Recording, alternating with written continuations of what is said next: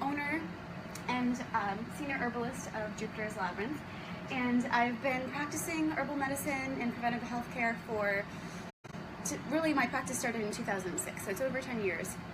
And my sort of focal point of this work is to teach and empower people that there's so much they can do for their health before looking outside of themselves. So, you know, it's wonderful that we have all of these different measures for managing our healthcare.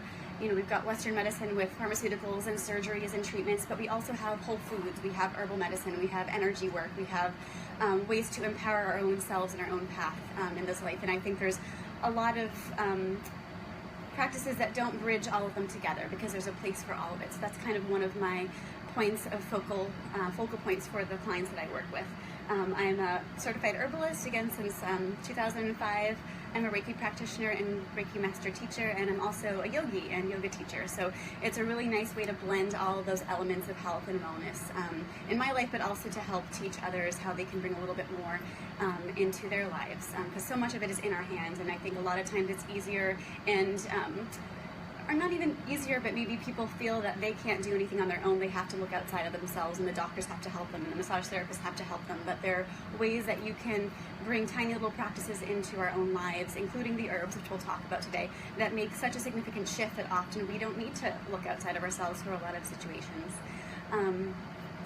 Are there any particular reasons that brought you here today that you were hoping to hone in on, or anything I can, you know, make a couple notes just to remember to touch base?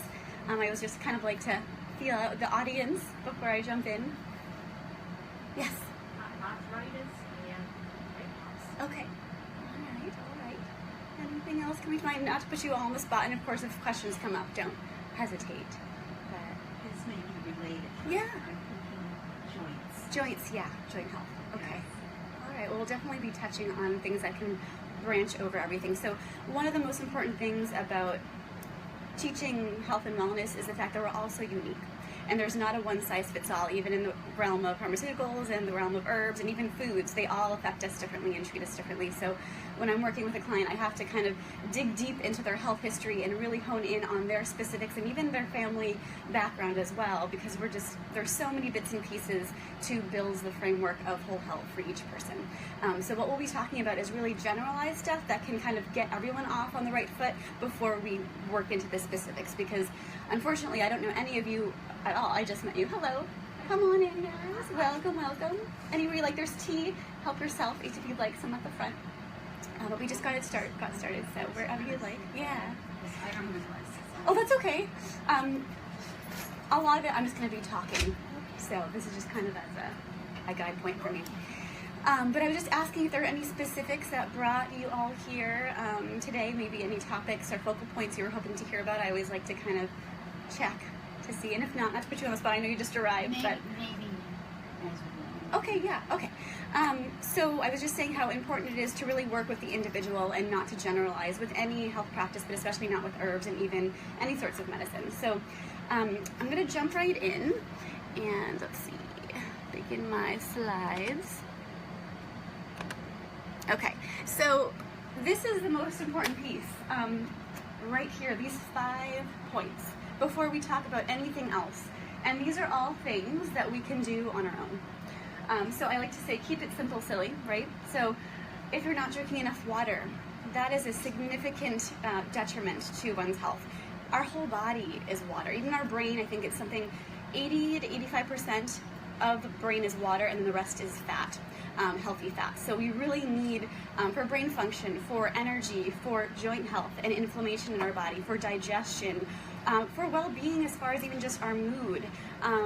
There's so many, our lymphatic system is all water, and it helps to, like, our lymph, different than our circulatory system where it has pumps to move the blood through. Our lymphatic system has to be moved through our movement and with the help of water. So water is so huge, and it's one of those things that when I talk to clients, I'll ask them how many cups of water they drink a day. They're like, I don't know, a couple, 8 or 16 ounces. Typically, if we're generalizing here for everyone, a good starting point is half your body weight, your healthy body weight, in ounces that you want to be drinking. And that's not including tea or juice or anything else that you might be having. And another factor for drinking water is the fact that a lot of us love caffeine and we love coffees and black teas, which are diuretics. So we're peeing out a lot of that hydrating water for us when we're drinking those on top of it. So that's another factor to tune into when we're talking about hydration. But that is one of the most important things that you can do for yourself, that so many folks will just do that and see significant changes. Actually, at the beginning of this year, I did a 30-day water challenge, and people were just coming back to me with, oh my gosh, you know, I used to have headaches all the time, I used to have eye problems, I used to have joint issues, and that's all gone now. So without taking anything else, with only changing one thing, people are seeing shifts all along the way. So drinking enough water, huge one. Eating a rainbow. So whole foods is a huge one, and what I mean by whole foods is a food that you have to make something into, you know, not something that's already prepared for you. So a lot of times, you know, we're in a culture that we have very fast-paced lives, very stress-filled lives. We are working a lot. We're not making a lot of time for ourselves. Hello, come on in. And so it is much easier to grab that prepared food than go home and make something from scratch with whole ingredients. So anything that does, well, I always say this, I used to say this, now I have to change my wording of it, but I used to say, don't buy anything that has a barcode on it. But now even fruits and vegetables have those stickers with barcodes on it. But really it's about buying things that are whole in their form. They're not made into a meal yet. Those are the foods with the most vitality and the most energy to give us, and the vitamins and minerals and things that we actually can process. Once we've, you know, if we, you know, and I'm not perfect. I like my, you know, my pizza every now and again, my frozen pizza to throw in on a weekend when I don't feel like cooking and things like that. But when you're looking at something that's been cooked already, frozen, put in a package and sitting on a shelf or a freezer for how, you know, goodness knows how long, there's not a whole lot of life force left in that. There's not a whole lot of nutrition. So that alone is a lot worse than maybe making pizza from scratch at your home, right? And choosing the ingredients and knowing that it's fresh and making the dough, or even if you buy the dough and you just use the fresh veggies and meats or whatever you're going to use.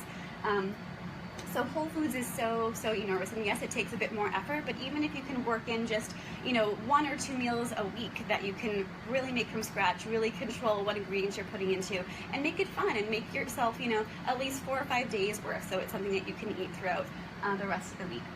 And the rainbow part is colors are so important for our foods. So although meats and, you know, other proteins are important, vegetables and fruits are enormous. And we've been hearing this forever.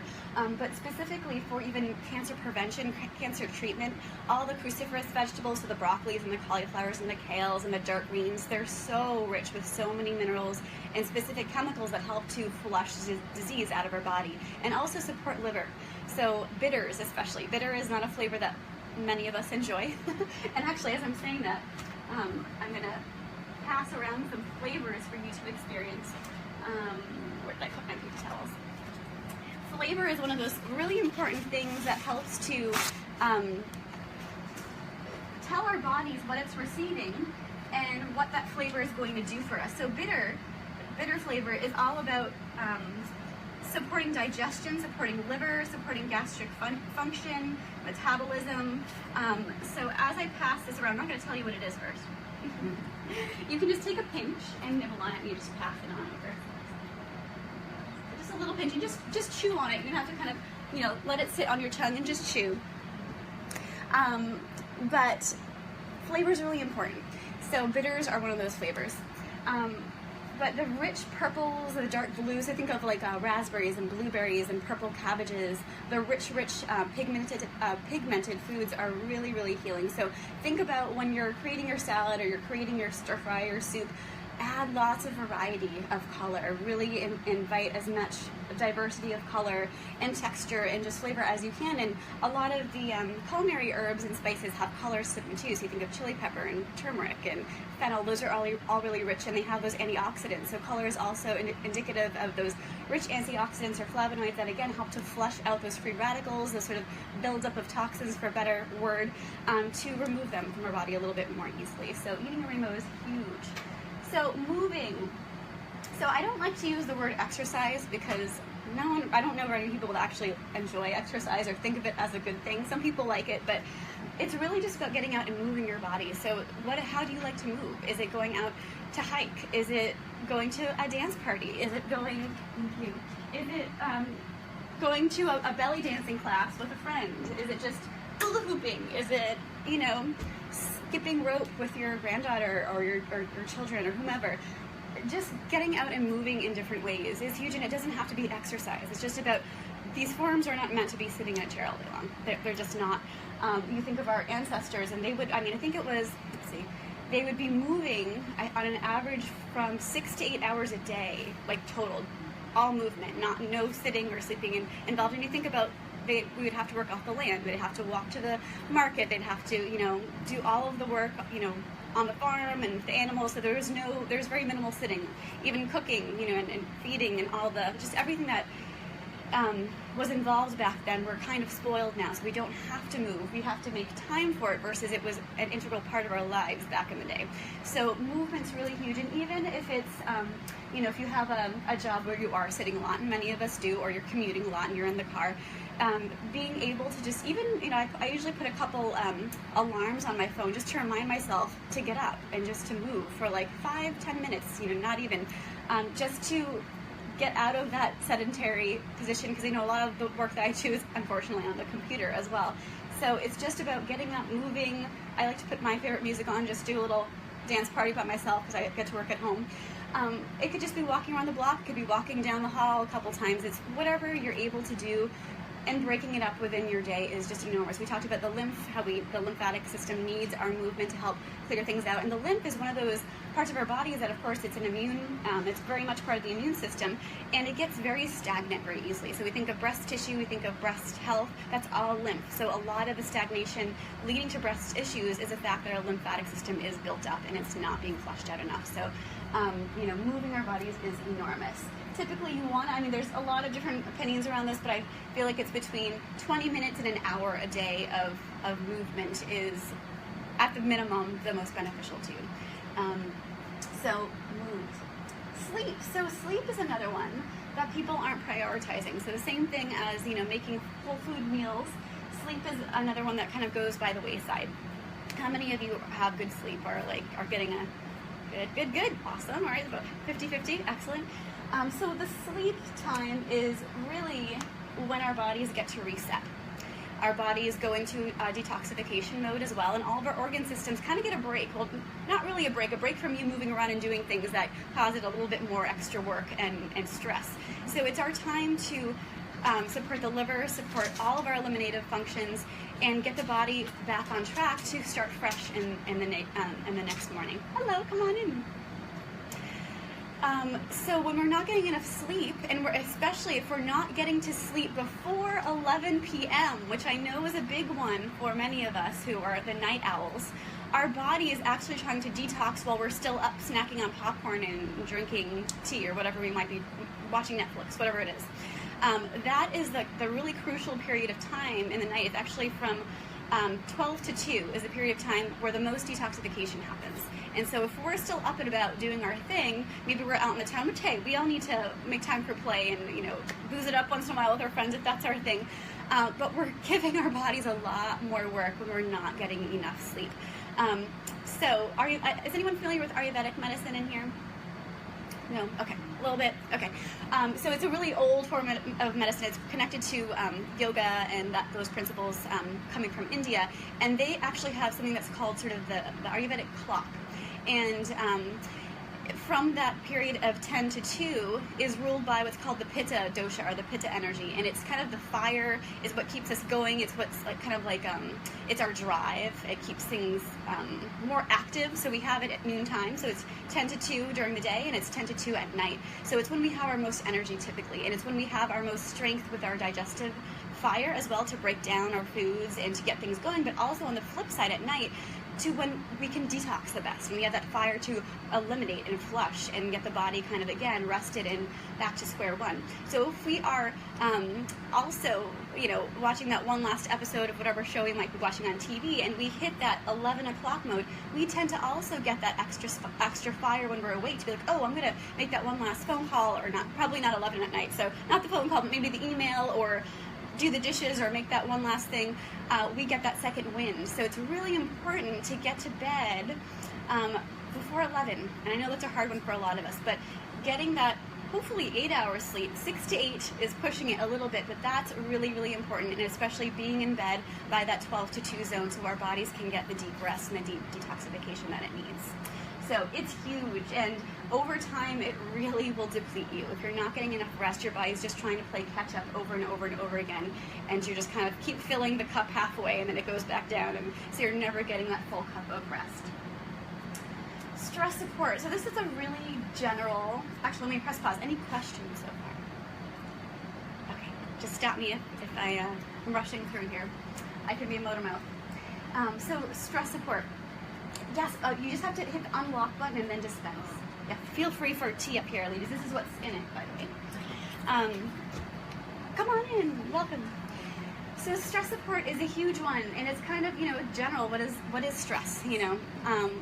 Partly we need stress in our bodies for certain things to help our bodies manage things. So even temperature change can be a stressor to our body. So the fact that maybe it's a little too cool for some people in here, maybe it's still a little too warm, that makes our bodies work to manage our own temperature. So that's a stressor. But then there's also stresses like, losing your job, or having a lot of anxiety around work or home, or there's a gazillion things that cause stress. Just what's going on in the world, putting on the news can be really stressful.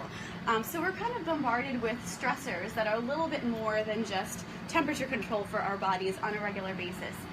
So what does stress support look like? The most important thing, and the simplest thing that everyone can be doing at any moment of time, is to breathe.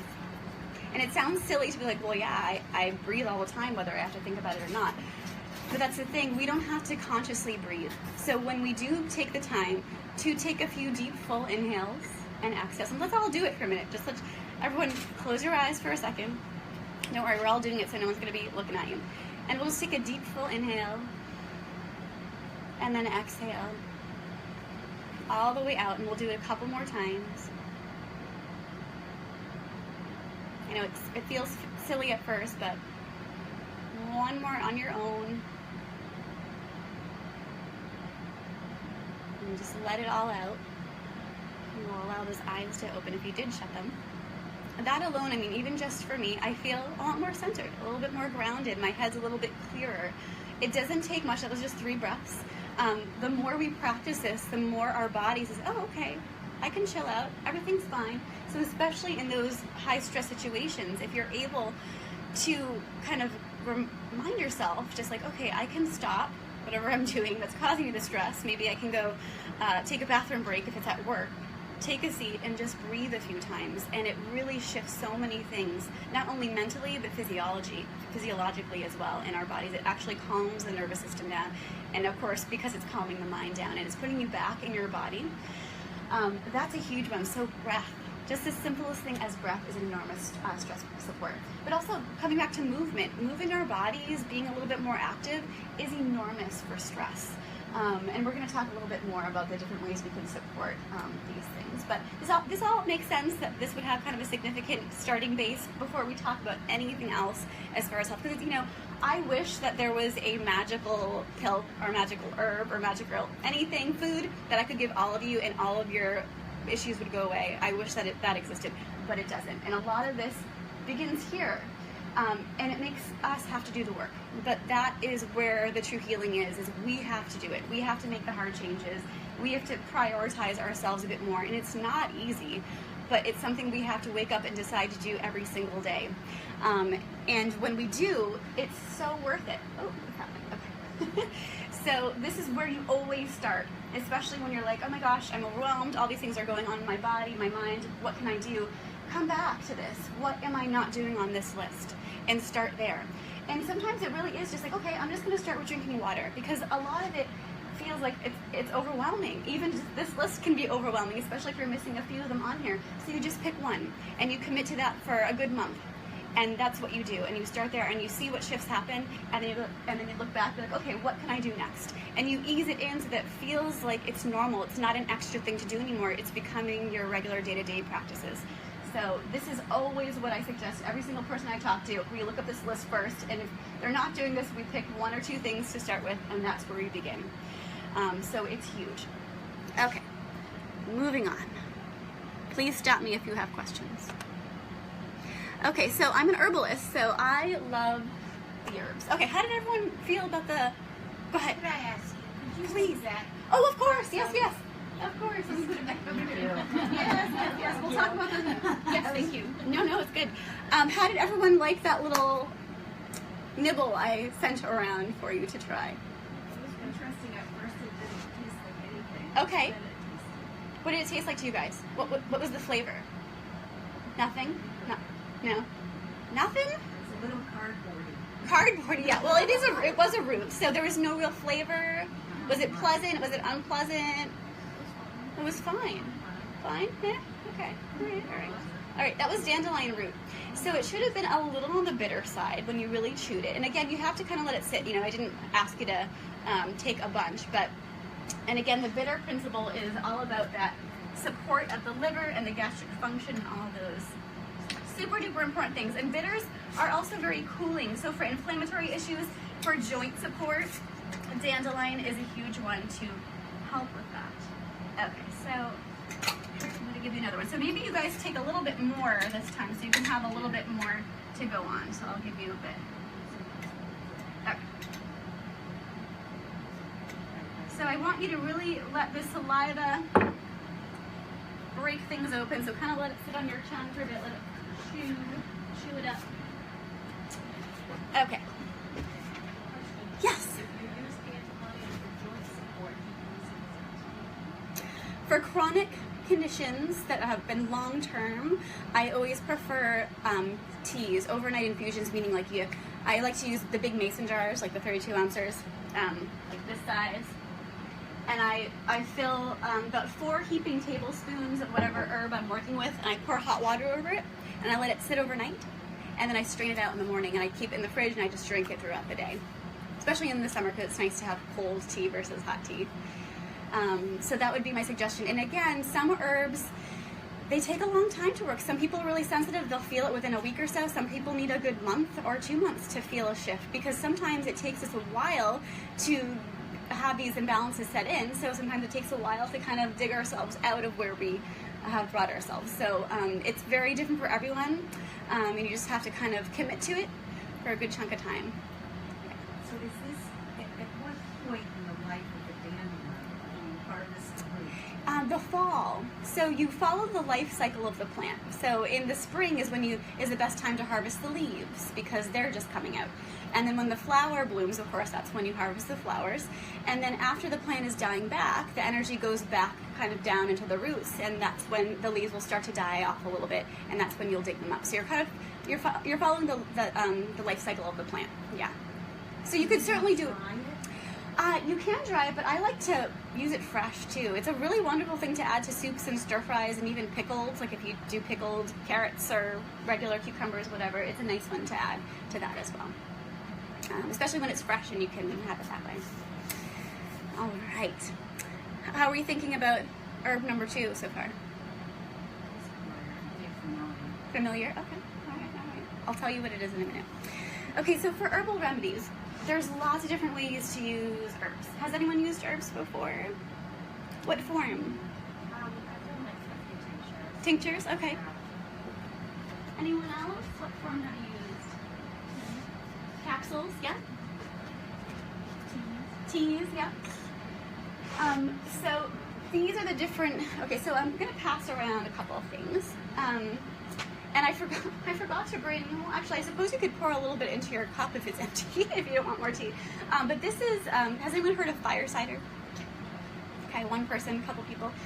Fire cider is a kind of tincture. It's done in apple cider vinegar, and it has lots of healing foods and herbs in there to help us fight off and ward off the cold and flu season, basically, and it helps just flush the body. So this one's a little bit different. You can see there's turmeric in here because it has that orangey yellow color. And I haven't strained it yet because it's not quite ready. But you can at least open up, smell it. Maybe you pour a little bit in your cup to taste it, but it's very potent. It tastes like, basically like a, almost like a salad dressing. That's how I actually use it. Some people just take a shot of this when it's strained on out just to kind of preventatively flush their systems of any microbes. But I like to dress it with things as I would any of my salads or whatnot, like a salad dressing. So this is my fire cider recipe, and I'll actually, I'll give you guys the info if you want it later because it's kind of, there's a whole other story attached to it, but it's a really easy, simple remedy to make at home that you can do very easily. So this would be a tincture. Tinctures are, I'll just loosen this for you guys. Tinctures are using either the whole or dried herb and some sort of menstruum, or liquid. So alcohol is by far the strongest mode of extracting the medicine of the plant into its liquid. So that's typically what I will use. But apple cider vinegar is another great one. Vegetable glycerin is another option for that liquid to, again, break down the plant and draw it into itself so that when you strain it out, the liquid retains the medicine of the plant. And it's a lot more potent than, say, a tea or even a capsule, because the alcohol, if you're using alcohol, gets absorbed right into the bloodstream right away and starts working actively. So tinctures are great for acute conditions when you need relief right away and you can't wait a month for the tea to start kicking in if that's what you're doing. Although not to say that teas can't work right away either, they just have to be digested first because they're water-based, so they have to go through the gut. Certainly gets absorbed a little bit more easily than, say, a capsule, but tinctures get absorbed right away into the bloodstream, and they're a lot more. Here, let me give you a paper towel. It's probably. I know, sorry. No, don't be. No worries. I know. Always think I brought everything I need, and there's always something. Okay. I'll pass around. This is an infused oil too. So if you've ever bought calendula oil or calendula cream, okay. So this is calendula oil, and actually there's some chamomile flowers in here too. That's infusing right now. So just about to strain it, and basically it's organic virgin olive oil and then the fresh plant matter. And I put it in a crock pot, or I find a sunny spot for it, and it sits in there for about 6 to 8 weeks on low, and then again it infuses into the oil. So similarly to a tincture, only this is oil based. And once you strain this out, you can make your own creams or salves and things like that for healing the skin and whatnot, depending on what the herb is. So that's what that looks like. So we've got the powders. We haven't talked about powders yet, but we've got teas and tinctures. Okay, so syrups.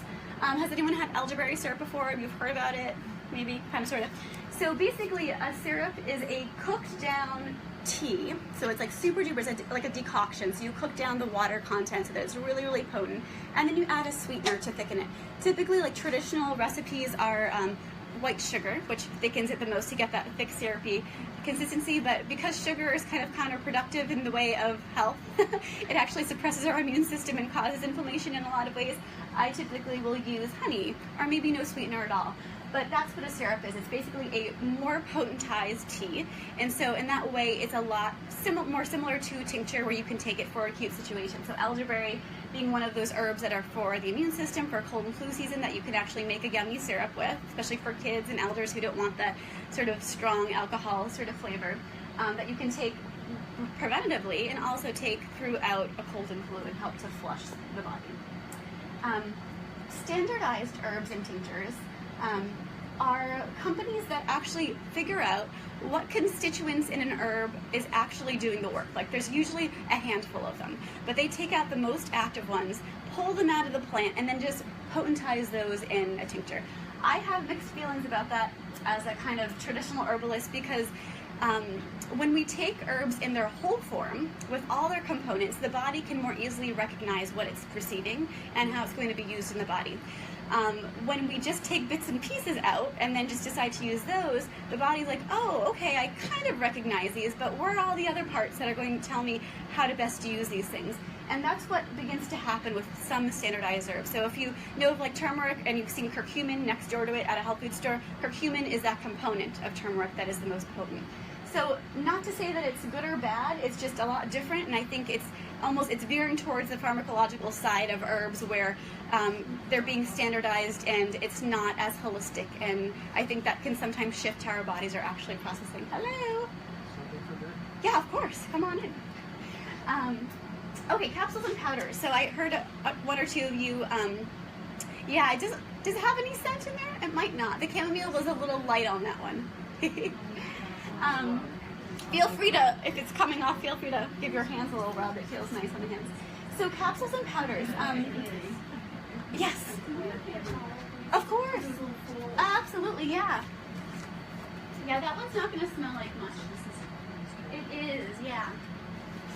Okay, so I am not a huge fan of capsules. Any guesses as to why? I would say, well, from what I've learned, Yeah. capsules, you're not going to get it. You have to take so much to get the full benefit. Yes. Taking just a full herb. Absolutely. So that's one component. Any other guesses on why capsules aren't my first go-to for taking herbal medicine? What's that? I heard something. No? Okay. So similarly to when we were talking about the frozen pizza that's been made and sitting there frozen and on the shelf for who knows how long, that can often be the case for capsules. And of course, with you hope that with health food stores, all of the companies are awesome and they have the best potency and they're really nicely sourced and they keep their herbs fresh. But we don't always have that as the case. So we have to kind of do our research around the companies that we're supporting. So that's one piece about high quality capsules. Amanda mentioned that the capsules, you're only getting a certain amount of the herbs. So certainly, if you're taking them on a regular basis, you'll get a decent dose. But remember, they're in a gel cap or a gelatin capsule of some form. So that means our stomach has to break that down. So maybe our digestion is not that great. So that takes a moment. And then the powder opens up, and then our body's like, okay, what is this? She didn't taste it, so we don't really know what this is. So it's going to take us a little bit longer for us to break it down and fully absorb it and send it to all the right places of what those actions are kind of coming from. We just don't know the potency. That's like a big part for me, is that we just don't know how long the herb has been there, where it's come from, and how long it's been sitting on the shelf. And I think actually even the most important thing, which I've already mentioned a couple times, is that flavor. We're not tasting it. And herbs aren't always yummy. Often they're pretty gross, right? But it's important to even just get a little bit of it. So for people who are like, I'm not going to make tea for myself, tinctures, or maybe they're sensitive to alcohol, so they don't want to do tinctures, they just need to get it into themselves in a way that is the most convenient. Powders are a little bit better, I think, because at least you can powder it yourself, or maybe you even open up a bunch of capsules and put it into a spoon. But you put it in your mouth, you wash it down with water. You're getting that flavor for a second. You're not torturing yourself with a whole mug of tea or a bunch of tincture drops, but you're getting a little bit of it, so your body can be like, oh, okay, this is really bitter, or this is really sweet, or this is astringent. It's going to start to work right away when you first taste that herb. And especially if you're buying herbs in bulk and you're grinding it yourself, you know how fresh they are. You can see the color, you can smell it, you can taste it. You can't do that with capsules. And again, you're giving your body more work to break them down in the gut, especially if your belly is not already having a hard time digesting, and then you're absorbing how much of it. So there's a lot of different components, but I think it's so important to taste your medicine. And there's so many different ways to make it taste better and just to quickly wash it down, right? So you don't have to torture yourself every time. And the more we take the medicine, the less uncomfortable those flavors become. There's always a saying that, especially with bitters, if something tastes really bitter to you, that means you need more bitters in your life. And the more bitters you eat, the less bitter things will taste to you, because your body's finally getting what it needs. So it will shift your taste buds accordingly. All right. Essential oils, I'm sure everyone has heard of those. They're kind of been the hype the last several years now. That is the most potent part of, can someone tell me what time it is, just so I can get my bearings? That clock is not working. Okay, thank you. Excellent. So essential oils are basically the most volatile part of the plant. Actually, I brought one. So I want to see, I'm going to do an experiment. I'm going to set this here as I talk, and tell me when you can start to smell it, because it's kind of neat to see how quickly things diffuse. But essential oils can be pressed from flowers, from roots, from barks, from peels of different plants. So there's citrus, there's rose and lavender. Anything that has a scent to it has an essential oil in it. It can be processed out. So it is the part of the plant that, if you've ever rubbed your fingers on rosemary plant and you smell it, it's kind of, you feel a little oily, that's the essential oil in there. Anything yet? That won't help. Okay, so I'll just walk around and do this and see how quickly it goes. So it takes a lot of plant material to make essential oil. In fact, if you've ever smelled rose otto, which is the most potent, and it's the whole rose petals are used in a steam distillation process, which probably means nothing to you, but that's any sense yet? No? All right, well, I'll just pass it around, and you can enjoy it. So it takes about 1 drop of rose otto, so 1 drop of that. So if you were just please don't drop that on your skin, but if you were going to do that, and let's say it was rose, in a single drop, there's about 30 to 50 roses in one drop. Whole roses. That's how potent it is. So when we're using essential oils, we have to be mindful of how strong they are. I'm definitely not one, as you may have already guessed, I'm not one that uses neat essential oils so like directly on the skin, because who needs that much plant material on your skin without anything to carry it, right?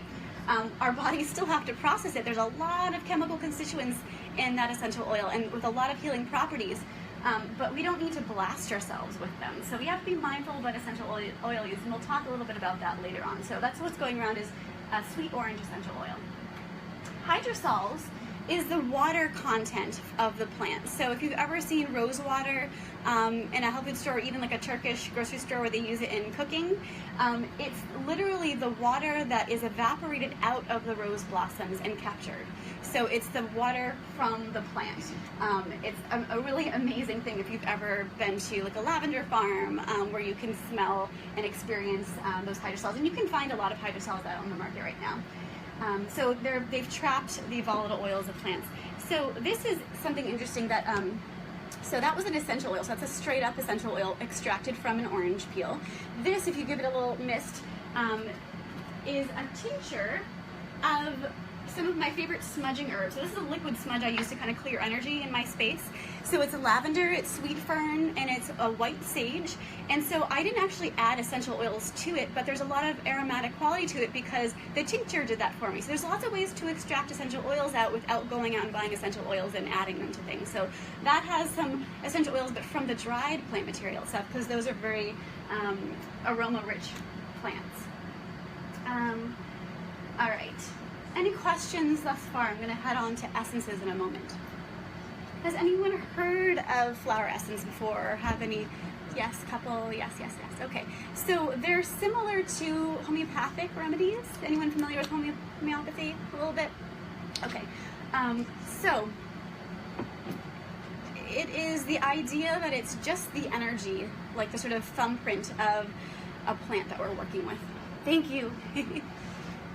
Oh yeah. Let me put the cap back on. Everyone got to smell it already.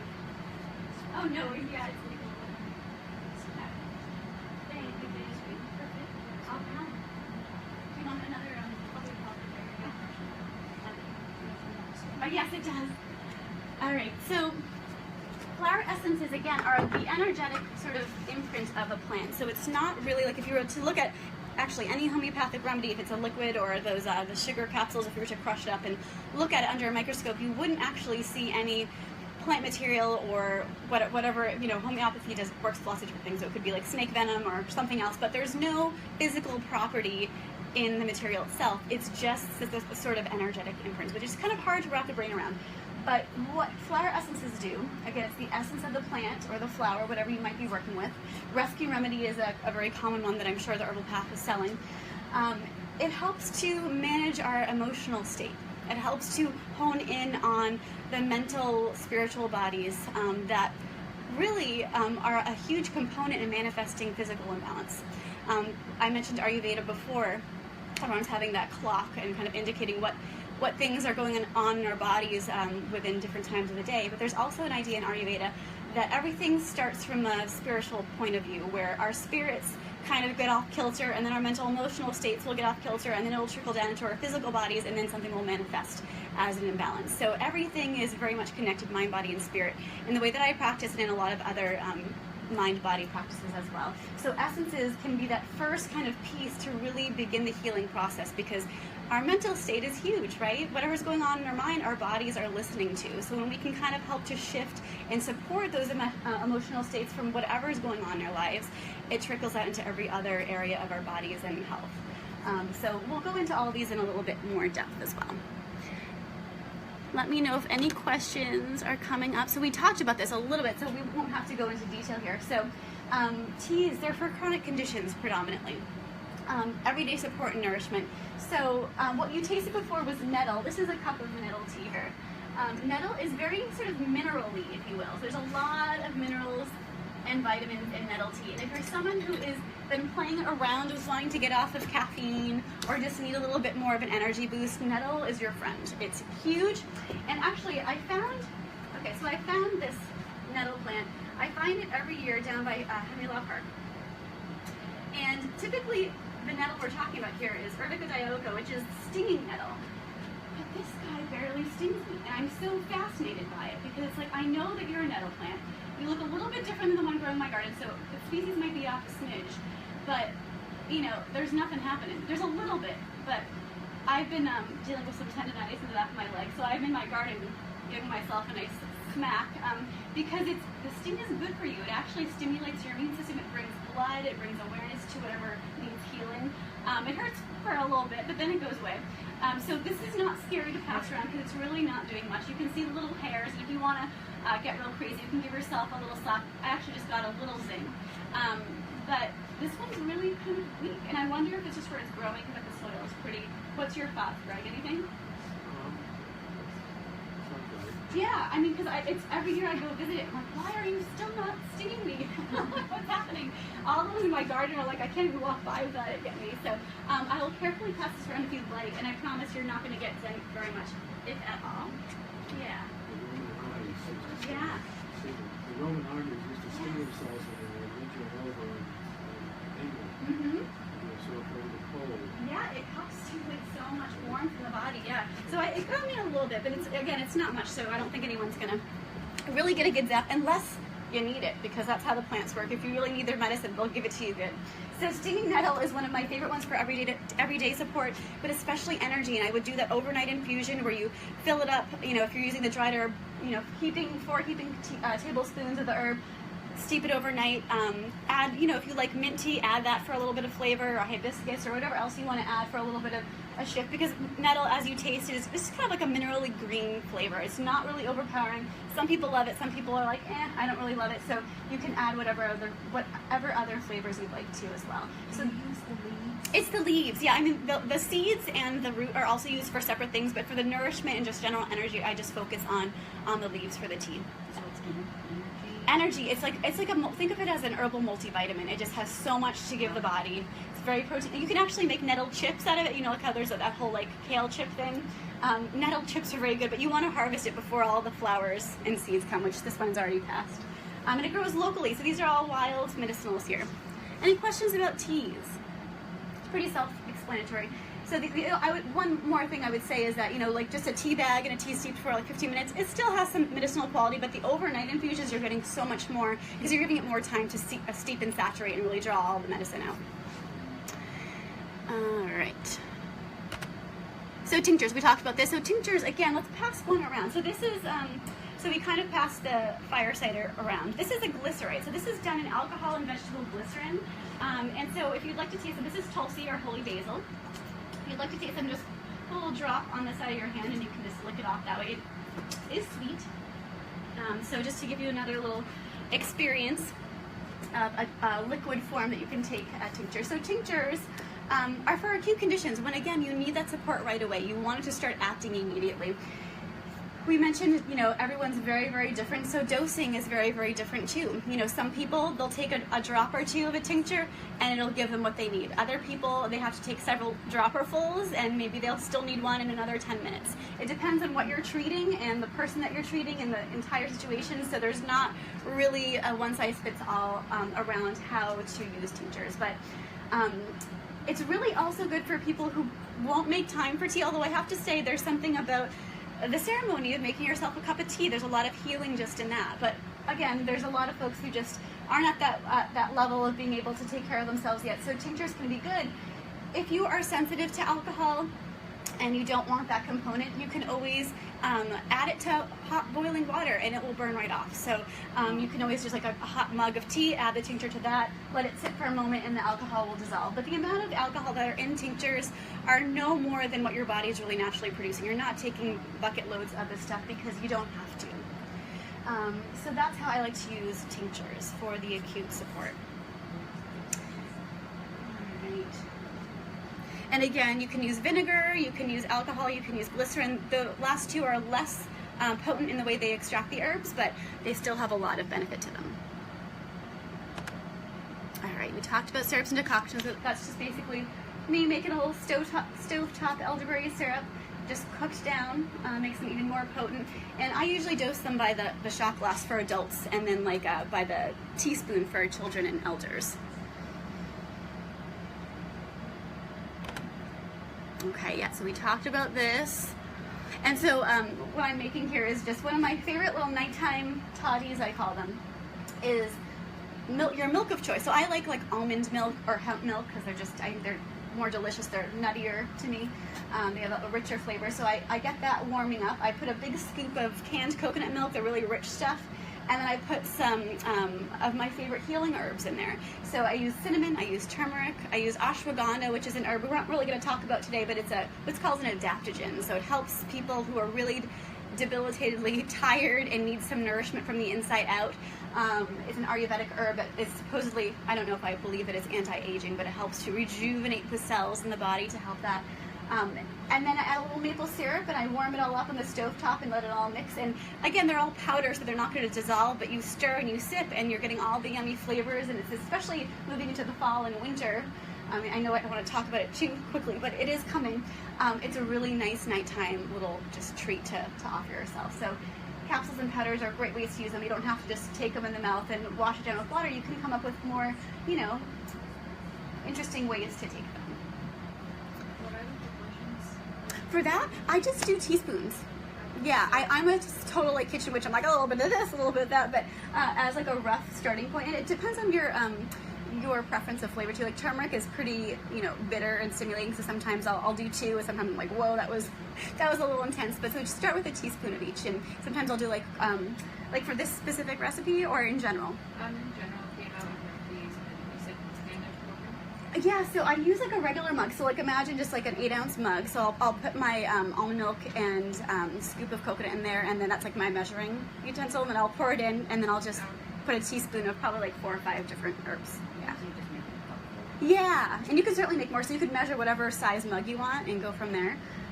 But yeah, usually teaspoons. Do you heat it? I do. I heat it up. Yeah, I get it all night because that actually it breaks open the medicinal qualities of the herbs too, the warmth and the liquid, so it kind of gets them all working together. Yeah, it's really tasty. All right. Okay, essential oils. So yeah, 600 pounds of roses to create 1 ounce of the rose otto essential oil. So that's enormous, right? So that alone brings up a lot of things around the sustainability of essential oils and also the respect around how and when you're going to use it, if that's how much it takes out of the plant material. There's a lot of wonderful companies that are small companies that actually, grow specifically small little plots of areas for plants to make small batches of essential oils, and they look into the ecological footprint that it makes, because a lot of companies, like we do with many aspects of our agriculture, is we clear cut and we make space for growing things in large quantities for companies that sell essential oils and things like that, and that's not sustainable for us in the long run or for our planet. So it's interesting to think about the bigger pyramid scheme companies and how they're managing what they're doing. But again, you can look into a lot of wonderful companies that make the essential oils in small batches in the right way. Too much of anything is a bad thing, right? So you can look up many cases of essential oil toxicity and overdosing and even death in some situations because people aren't realizing what they're taking into their bodies, especially with infants and babies and elders who really, infants probably shouldn't be using any essential oils, especially unless it's sprayed in the air around them and it's not really coming into contact with them. But there are there's a lot of information out there saying, yeah, rub your baby's feet with lavender oil and things like that, and it's just too much. It's too much for anyone to process. Aside from a few exceptions, and a lot of certified aromatherapists will have different opinions with me, but I don't use them internally. Certainly they're in toothpaste, they're in mouthwash.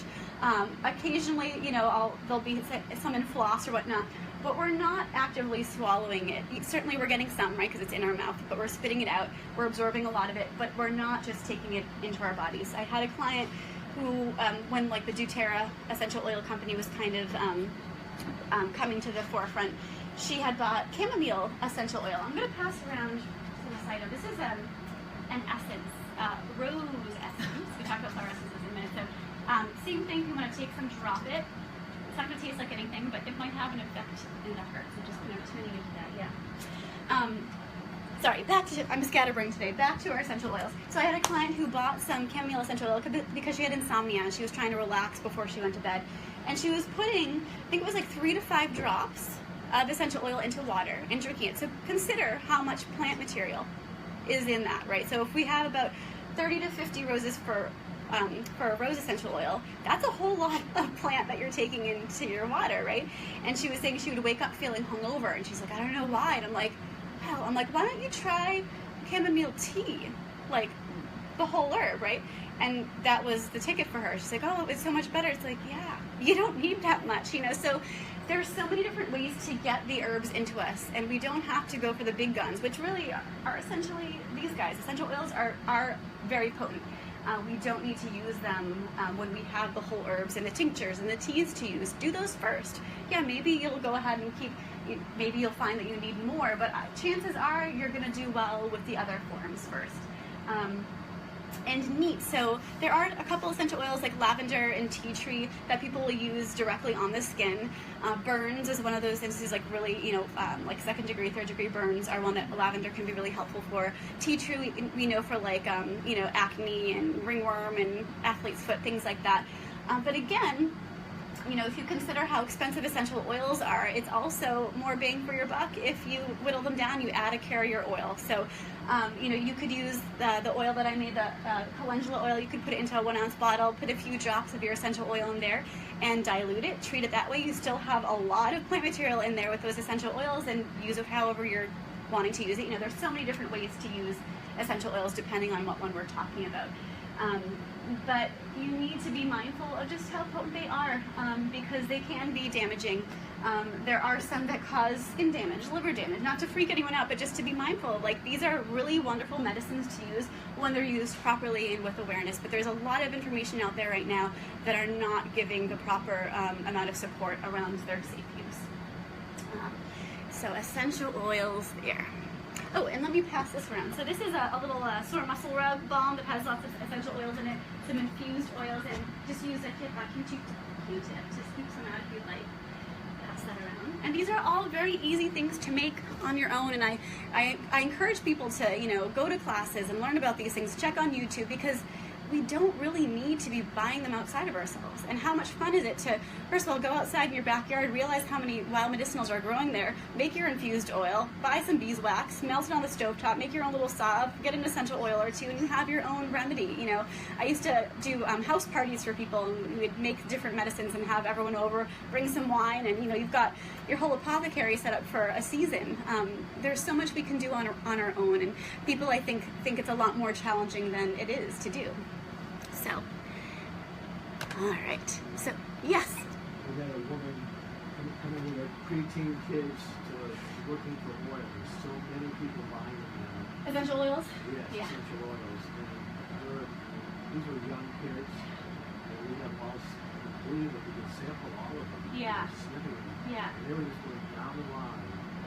And I just had to stop and say, Yeah. we have to, we need to study these before we have this smelling. Absolutely, because even in inhalation, your body is absorbing all those molecules and you're processing them through. They go right into your bloodstream, even just through inhalation. So they're potent, and they're awesome when you know how to use them. I have a question. Please. Is the tea that's made over there the peppermint development? No, it's not. No.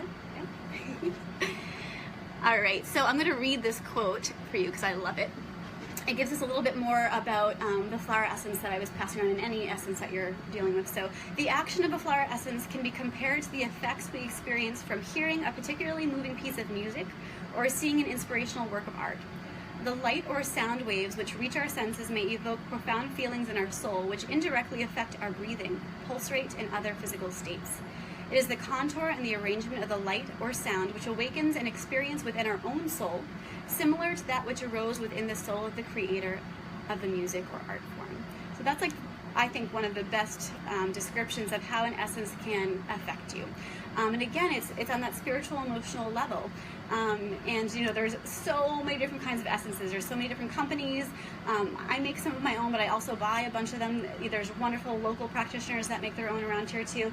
There's even animal essences and crystal essences. You can really create essences with just about any energetic object, which is pretty much everything on the planet, right? So it's really amazing, even just to Google search and see what's out there and see what resonates with you, or even just going, you know, even the Hannaford is selling some of the Bach flower essence remedies now, like the Rescue Remedy and the, all the other different ones they offer. And just see what resonates with you. Sometimes it's neat not to like overthink it and to just go with where your heart is pulled. And often it's the first one that you spot.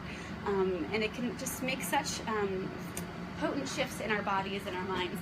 This is I used to make products way back in the day. My business used to be called Lion's Tooth Wellness. It's now changed. But so this is I used to call it Teacher's Pet, and it's for focus and clarity of mind, and it was for studying. So this has essential oils in it and flower essences, because essences don't need to be taken internally. You can use them in the air, you can use them in the body. They're really safe for pets and babies because they're energetic. There are no physical components there, so they just help to shift us really gently. And so there's like really no wrong way to use them, and I love to use them in spaces and to help shift the energy for anyone in the spaces. So I used to make little customized blends like that, and so that's one of them going around. So yeah, you can put them in your water, even like a tub soak. If you're treating yourself to a nice little a little tubby, you can add those essential oils and actually essential oils. Okay, backing that up, I meant to say essences. You can add essential oils to your tub, but make sure you put some sort of fat in there, meaning like olive oil or a scoop of yogurt or milk. I know it sounds funny, but if you don't, the essential oils are going to float around on the surface of the tub and latch onto the first other fat that's around, which is our own skin, right? So we don't want that to happen. So we want to mix it up with some sort of fat in the water first so they can latch on, and then we get in, and then it can just keep on mixing up. But essences can also go on, and yes. So if you want to add essential oils to your tub, you want to add some other fat component to the water. So whether it's olive oil, splash of olive oil, or milk, or yogurt, something, you mix it on in, and then the essential oils will latch onto those because they're fat soluble. They want to latch onto any sort of fat. So if you don't do that and you're the first thing to get in, it's going to latch right onto your skin, and it can be very irritating unless it's mixed up with something else. So you want to be mindful. All right, any questions so far? Or actually, we're getting to the end here. Let's see, I think. Okay, not quite. All right, so now I want to talk about some of my favorites. We already sent stinging nettle around. These are some of the other ones we're going to briefly just go into. And again, what we're talking about here is generalized herb work here. All of you are so different. You know, any practitioner would have to work with you one-on-one to really know for sure which herbs are going to be best suited to you. I do like to say that stinging nettle is pretty much for everyone living on this earth. It is a little bit drying for some folks, so if you're someone with already, you have dry hair, skin, and nails, you might want to add something like violet leaf to it while you're taking the tea to invite a little bit more of that moistening aspect. But other than it being a little bit more diuretic, a little bit more drying for some folks, it is so nourishing and just so supportive to the entire body that it's always like the one I send people off with. If like I'm like, oh man, there's so many things going on with this person, let's just start with nettle. It almost always will help, just getting people on the right foot. Again, because it's that nourishing sort of mama herb that just gives you wherever you're depleted, it fills you back up. So let's get into the specifics of each one here. So we passed nettle. Did anyone get a little sting? A little bit? Okay, cool. And this can be cooked as spinach too, like anything you would do with spinach. Of course, you don't want to eat it raw, right? Because that would be painful. Although some crazy herbalists will, because they're nuts. But yeah, so any like spanakopita and stir fries and soups and all that good stuff, you can use spinach. Use nettle in that same way. So look at this long laundry list of all of these offerings that nettle has for us. So this is a huge one for some of you mentioned joint support. It's a big one. Regular nettle tea is a big one because not only is it anti-inflammatory, but it goes in to kind of all those nooks and crannies within the joints and flushes things out, because sometimes our joints are aching because there's a buildup of toxicity. Not in every case, but in some of them, that's causing the inflammation. Is that causing you grief over there, or are you doing all right? I would say grief, but I can't figure out how to grief. So you just have to hold it there. So just hold the dispense button. Yeah, I know, it's tricky. So really, like I said before, there's kind of, in my mind, there's really nothing nettle can't touch. And I put it in pretty much every formulation that I work with folks. Again, adding something a little bit more moistening for someone who is drier. But it's just so wonderful, especially for people who are just really exhausted all the time. They just need a little extra boost. And it blends really well with other flavors as well. So it's probably like my dandelion and nettle are like right up there at number one. And I always like to think about the pollinators too. You know, we love to have our ornamental gardens and buy all the different kinds of pretty colored things, you know, at our farmers markets and local florists. But it's important to keep some of our native plants here too, because the pollinators really need them. And the cool thing about it, and you might have already noticed now, that the little asters are already coming up, the little daisy colored flowers. And those will bloom all the way into like sometimes October if it's mild enough. And we're giving all of our, like, it's like the last food for all of our butterflies and bees and everything, and our hummingbirds even, before they make their trek back down south or die, depending on what their stage of life is. So it's important to have a variety. So stinging nettle, the bees love it, and those, you know, they're funny looking flowers, but all the little pollinators, especially those bumblebees, really love having it. So we need those guys to stick around for us. So oat tops. So oat tops is exactly what you think it is. It's the plant that we get oatmeal from, but it's just the bit we use before the actual oat is forming. So when you pop one of those little pods, you can see over there, there's like a little milk that comes out. It's this little latex, and that's the milk of the oat is forming in there, and that's usually right around when you will harvest it to make your medicine or to dry it for tea or make a tincture, whatever it might be. But it's another nervine tonic, similar to nettle, but even more so where it's like when you're hanging on by a thread. And you're just like, especially if you like think of someone like a new mother who's just given birth and she's just kind of like, oh my gosh, like that was everything I had. I need to kind of rebuild and get the restores back up. Oat tops is really nice on its own, but even added to stinging nettle to really kind of dig deep and just bring all those minerals and nutrients back. And it helps for like that frazzled nerve state where you're just kind of like, feel like you're just kind of vibrating off your seat with just all the tension, all the anxiety you might have. It helps to kind of just ground you but nourish you from the inside out. So it's a really, really beautiful one for when you're too tired to sleep. Sometimes that happens. People are just so exhausted and they've got this going round and around, the hamster wheel brain, that they can't even get a little bit of energy to relax, to rest. So oat tops is, and milky oat tops is probably my first pick. The straw is obviously like the leafy part of the plant. That works too, but the tops are a little bit more potent in their medicine. Really, really awesome. Any question about oats? Get something like Okay, so really any good natural food store will have it in bulk section. There's a lot of companies that make them in tea bags already, which I say just buy it in bulk and then just fill your own tea bag. I think it's a lot more cost effective, and again, you can monitor how fresh the plant is, right? There's also a company in Vermont, Zach Wood's farm, that grows it all himself, and he has beautiful, beautiful plants he sells to the public. And then when I can't get from him, I can't grow it myself. And I actually grew this for the first time in my garden this year, and it was so fun to harvest it and to like pop the little seeds and do that whole thing. It was awesome. It's very easy to grow here, by the way. Mountain Rose Herbs, which is actually West Coast, has a really lovely array of medicinals that you can buy in bulk, and they give wholesale prices to everyone.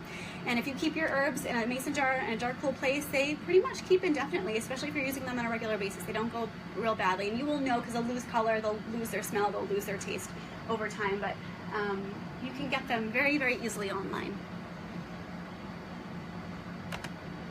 Okay, red clover blossom. So has anyone seen any of the red clover out? Because it's everywhere right now. They're really great just to taste, just to pop in your mouth and have a little sweet treat.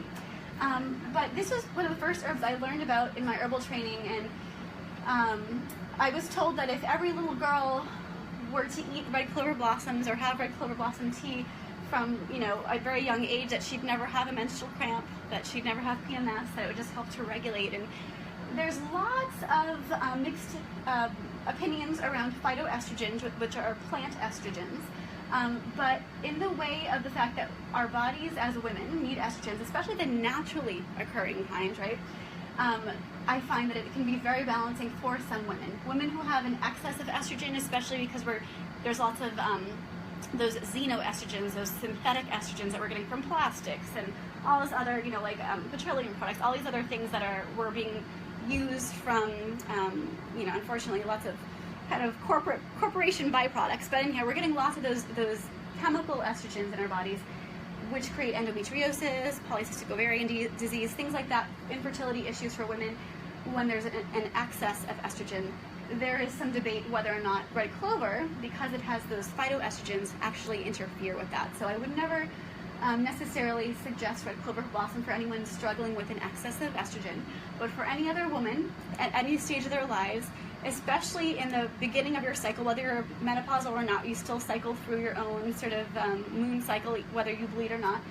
In the beginning, the first 14 days or so of your cycle, we need that estrogen, and it helps to balance out all the other emotions, all the other hormones rather, and emotions because of the hormones, going through those cycles. So if you ever heard of seed cycling, that's kind of a newer thing for helping to balance women's hormones. Red clover is used in the beginning of that seed cycling as well. So it's an enormous female supporter. It's also known to be a flusher of abnormal cells. So there's an idea that we all have kind of precancerous cells floating around in our bodies. And whether or not our bodies are strong enough to get them out is sort of the question. And red clover, as well as burdock, which we'll talk about in a minute, have said to have the ability to kind of encapsulate those malformed cells and get them out. And so that's another really awesome component of this plant.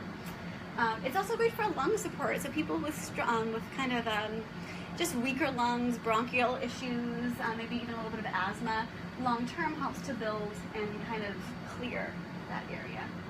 And it's also an antispasmodic, so it's great for coughs. Usually more of the dry cough.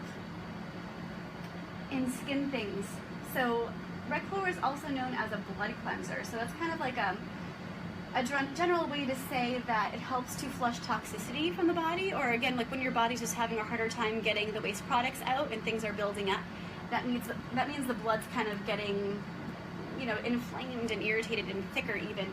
Red clover helps to kind of cool it off, cool it down, and flush it out. So when we think about the buildup of toxicity in the blood, it also means the liver is taxed. And when we think about the liver, we think about the skin, because the skin is the last organ of elimination when the liver has had it. So people with acne, with psoriasis, with any skin thing, it's the liver being like, whoa, I have too much to do, so I'm just going to send it off to the skin, and hopefully it'll take care of some of it for me. So red clover is a super duper helper in that one as well. Yes. Again, it depends on why you'd want to be taking it, but as again, I think of it similarly to nettle, so it's like a daily nourishing. In fact, nettle, oat straw, and red clover blossom together as a tea overnight infusion is awesome for just general daily multivitamin support. Yeah. Yes. Please do. Just pop the whole thing in your mouth. Yeah, please do. Yes. Eating the wild things are the best. Yes. Yes. Mm-hmm. And earlier in the season, they're even sweeter. Yeah. So you can just eat them, or you can take the flower and make it into a juice? Yeah, you could do both. You could eat the whole flower top, because the flower, the blossoms have the most medicine. The leaves, somewhat, but I focus on the blossoms. But yeah, make them as tea, or just eat them and just snack on them when you're out in the yard. Yeah. Is it better to dry them before you make it into a juice? No, well, dried herb is more potent, but when you're in the season of fresh plants, I always, just put twice as much in your teacup. Yeah. Yeah.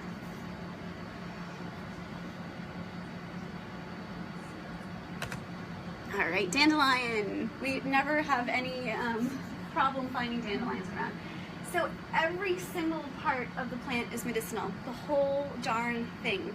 And there's a saying that goes that plants don't grow for no reason near you. Like, they literally pop up where they're needed. And dandelion grows everywhere, right? So that means we all need it so much. So an enormous sort of laundry list of all the vitamins and minerals and nutrients in there. The root is specific for the liver again. So we all need liver support. I don't care how healthy you are. I don't care if you don't have any health issues going on. Our livers are working overtime every moment of the day, from the water we're drinking, from the air we're breathing, through the general stresses, the foods, everything is affecting our liver, and everything has to get processed through it. So when we're supporting our livers, we are supporting everything, and dandelion is a huge one. So the root is specific for liver support. The leaf is specific for kidney support. So it is a diuretic. It's very rich in potassium though, which is neat, because dandelion leaf also helps to lower blood pressure. So for folks who are on high blood pressure medication, they often are leached to other potassium, because that's what the meds do to your body. So the cool thing about dandelion is it's actually enriching your potassium, and it's helping to calm the blood pressure as well. So it's a neat one for that. The flower, so that one is specific for the lymphatic system. So it's one that I love to infuse the blossoms into oil, similarly to I did with the calendula, for breast massage. So breast massage is kind of a, I don't know, it's like a lost tradition for women. It's a huge component of our health. There's a lot of lymph tissue in here, and if we're not moving it regularly, it gets stagnant. Dandelion helps to break things up. Just giving yourself a little self-love, a little rub down with some oil is just such a healing practice, and I think it's one we shouldn't feel uncomfortable about, and that we should feel like is just a regular self-care practice that I'm trying to encourage more and more clients to begin to do again. So dandelion is an awesome one with that, because it is specific for lymphatic health, and it makes a lovely oil. But it also has a little bit of an anodyne, a little bit of a pain reliever in it as well. So it's great for just tiny aches and pains, nothing major. I wouldn't say it's for like, you know, migraine headaches per se, but like just like little irritating headaches, aches and pains, menstrual cramps. If they're on the lighter side, dandelion can be really helpful. And again, I just pop them up and eat them. Some people make little fritters or add them to stir fries or pickle them. If you Google dandelion recipes online, you'll have like so many different options to play around with. And even the sap is latex, so it has that white stuff, that's what the latex is, and it helps to dissolve skin things. So if you have a wart or a growth or a skin tag, and you've started up in the spring, right, because dandelions usually grow a pretty long time, but you have to keep using the fresh sap on the spot. You have to do it every day. It eventually will dry it up, and it'll just brush right off. Any questions? Oh, and someone had mentioned weight loss. So again, weight loss is there's so many different layers to the individual, et cetera, but dandelion and nettle are very helpful in that way when it comes to water weight, when it's just like retention of water. Chickweed would be another one that I'd throw in there for excess fat cells that you might not need. Those three together, I would probably take as tea. Chickweed.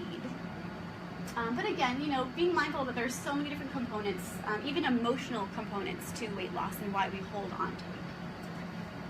Do you have garden ally tomatoes up here? Oh, yes. What does that mean? Oh, so because tomatoes are thank you for pointing that out, are very shallow roots, dandelion, it has a long taproot. So if you leave a couple growing by your tomato patch, it helps to bring the water and the minerals up to the tomato plants, so that they get more of the good stuff, because their roots don't go down that far. So dandelion is a companion in that way, that it helps to bring more nourishment up towards the tomato plant specifically, but really any plants that have the shallow roots.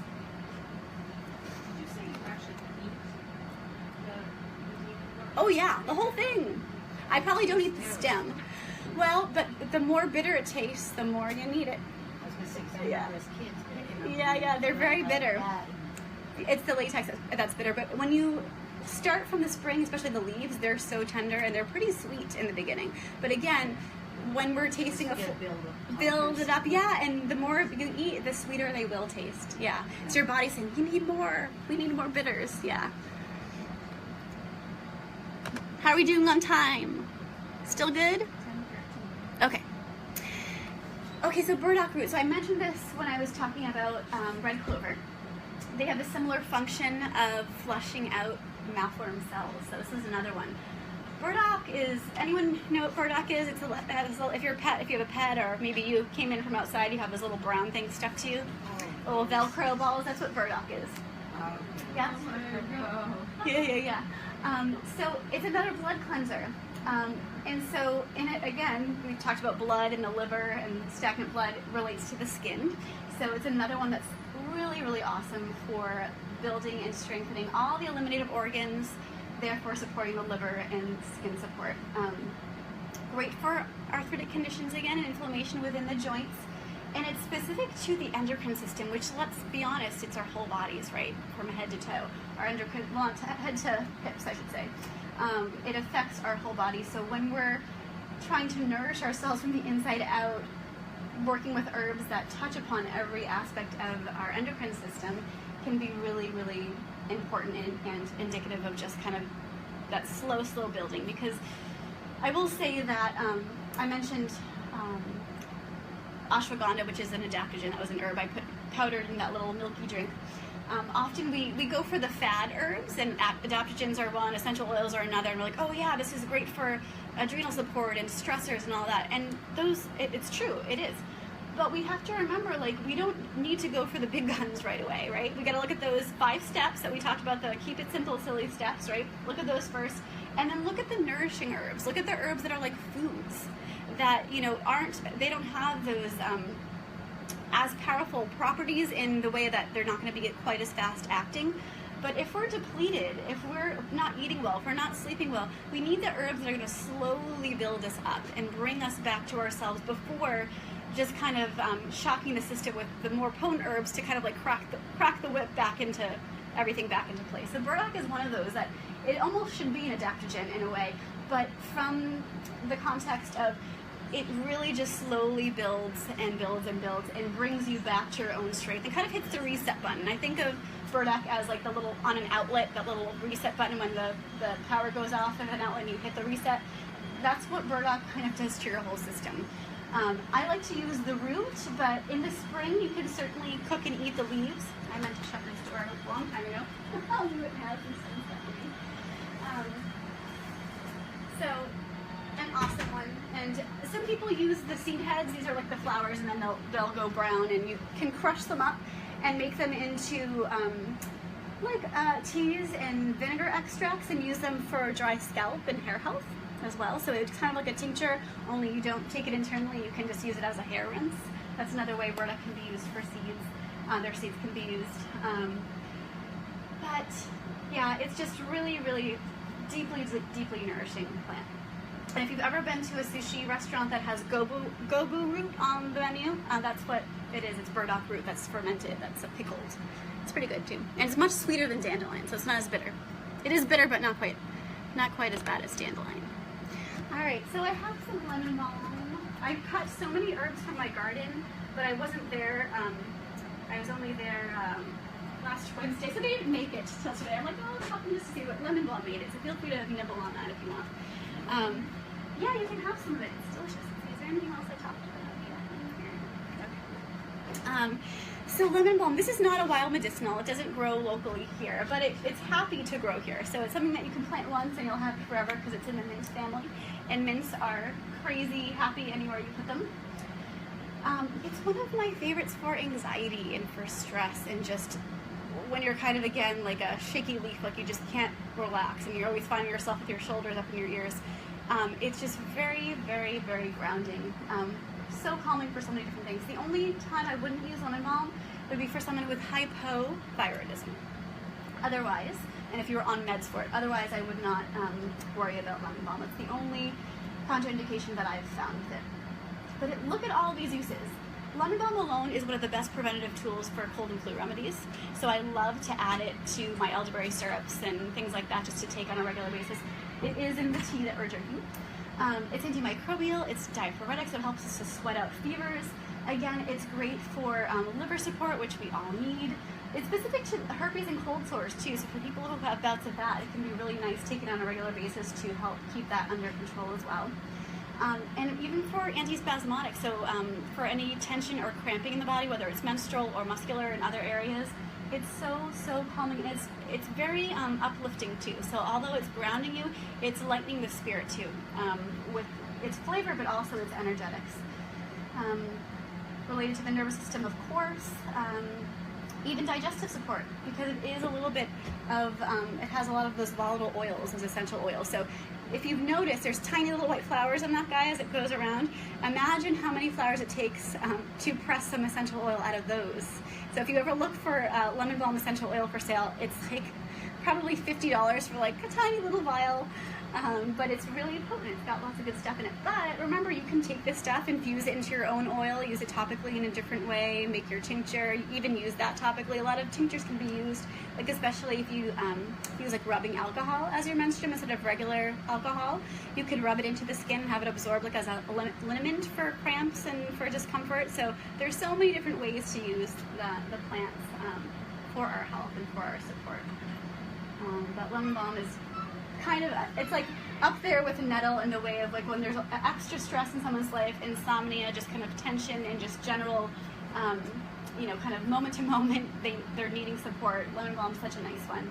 And again, for moments where, for people who are highly stressed on a regular basis, I do veer towards tincture, so that in the moment of stress, they can take a dropper of their tincture and it can kind of bring them back to themselves.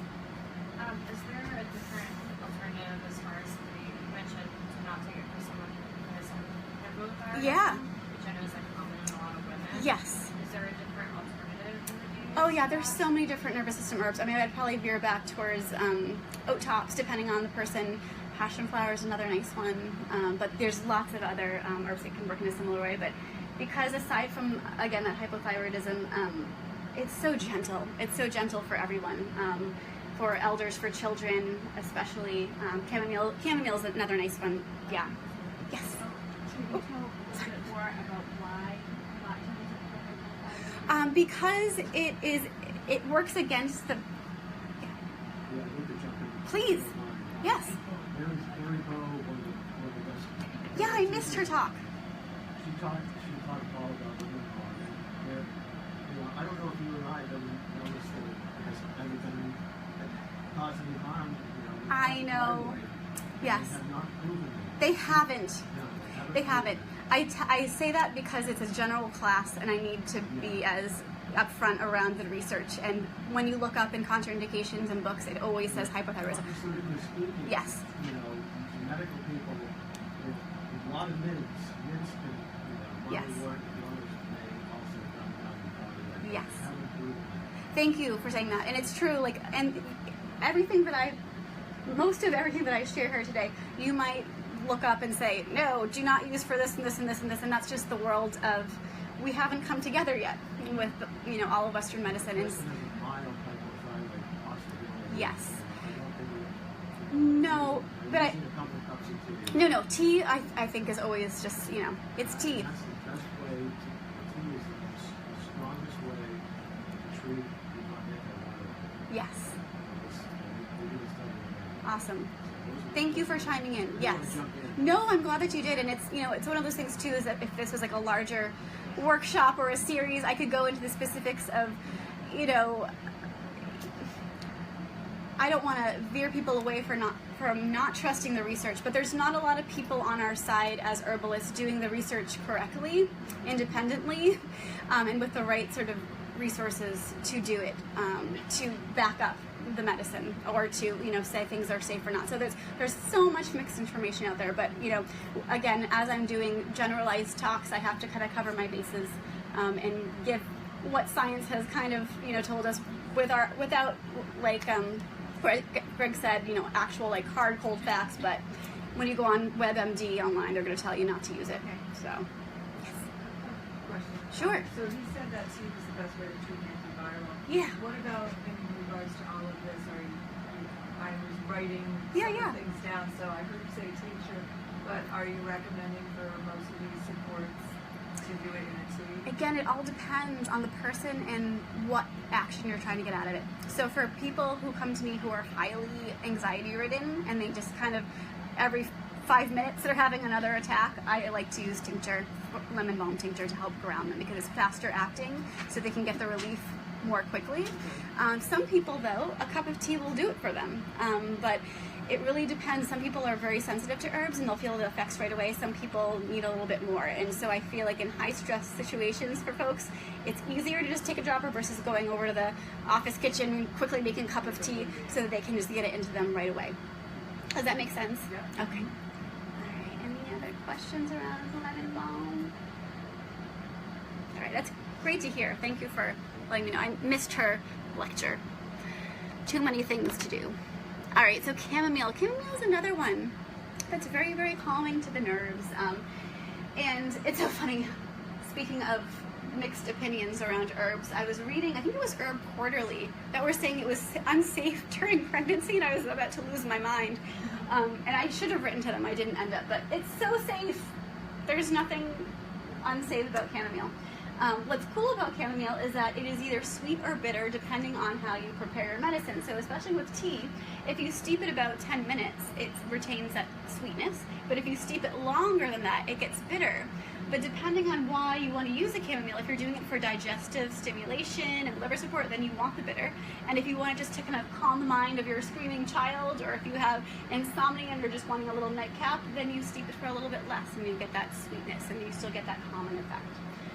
But it's another antimicrobial, so it's another great one. Like almost all of these plants we're talking about have so many functions, and one of them is to really fight our environmental toxins and like microbes and viruses. And so even though we might be just enjoying a little nighttime tea, we're actually preventing so many different things, especially moving into fall and winter when those things become a little bit more prevalent. It's an awesome one for colic, so even for mamas who are breastfeeding and their baby is fussing, they can make a glycerate or even a tea, depending on what they want to use, and just use a little dropper. And as the baby's breastfeeding, or again, if you're using formula, you can just add it to the formula, but you just slowly give it to your baby as it's nursing, and it helps to manage with breaking down some of that colic as well. And I always put whiners because it's good for really whiny people, which is kind of funny to say, but we all have our moments, children or not. So it helps to just calm that sort of whiny, irritated state of mind that sometimes we have. The only possible issue is and actually I have noticed, anyone have any allergies this time of year, a little extra sniffly? It's the ragweed. So everyone thinks it's goldenrod, it's not, it's the ragweed. But I have no problem with chamomile, and I am slightly ragweed sensitive. It is in the ragweed family, so it's the only kind of warning I give people. If they're highly, highly sensitive to ragweed, they might have an issue with chamomile, but I haven't come across anyone who has, but I just know that it is in that same family of plants, so I like to mention that. What are aerial parts? So the above ground parts, yeah, so stems and The stems and yeah, you can. Yeah, I would dry the whole thing. I mean, again, more of the medicine, the potency is in the flowers, but I use the whole thing.